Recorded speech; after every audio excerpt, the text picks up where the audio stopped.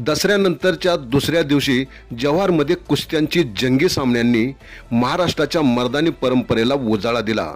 राज्यभरातून आलेल्या दमदार पहलवानांच्या झुंजीने प्रेक्षकांना खिळवून ठेवले। नगाऱ्यांचा गजर, जयघोष आणि टाळ्यांच्या कडकडाटाने आखाडा उत्सवमय झाला।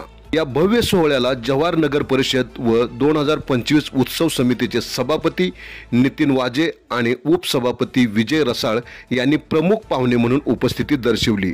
तसेच गावातील दानशूर व्यक्तींनी रोख पारितोषिके देऊन पैलवानांचा गौरव केला।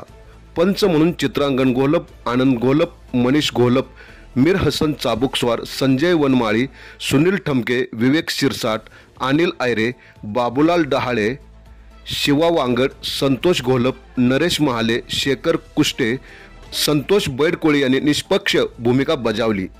कुस्ती ही महाराष्ट्राच्या संस्कृतीचा अविभाज्य भाग असून शौर्य, ताकद, शिस्त व चिकाटी यांचा संगम आहे। जव्हारमध्ये पारंपरिक मातीच्या आखाड्यात रंगलेल्या या झुंजींनी परंपरा, उत्सव आणि अभिमानाचा वारसा अधिक दृढ केला आहे।